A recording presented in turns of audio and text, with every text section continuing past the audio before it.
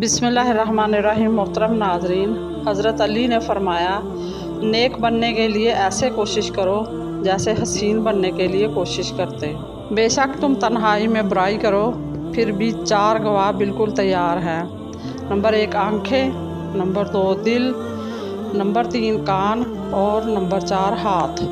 وقت اور سمجھ ایک ساتھ خوش قسمت لوگوں کو ملتے ہیں، کیونکہ اکثر وقت پر سمجھ نہیں آتی اور سمجھ آنے تک وقت نہیں رہتا۔ خاموشی ایک ایسی عبادت ہے، فرشتہ اسے لکھ نہیں سکتا، شیطان اسے بگاڑ نہیں سکتا اور اس رب کے سوا کوئی اسے جان نہیں سکتا۔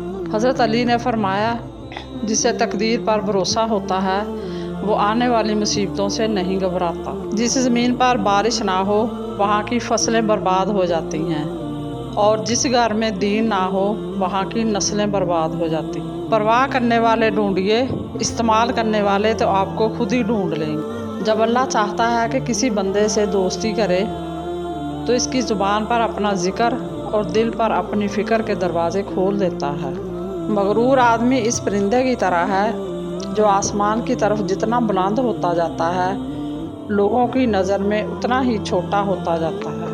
حضرت علی نے فرمایا، ہنسی مذاق دشمنی کی ابتدا ہے، خاموشی عالم کی پہچان اور جاہل کی پردہ پوشی ہے۔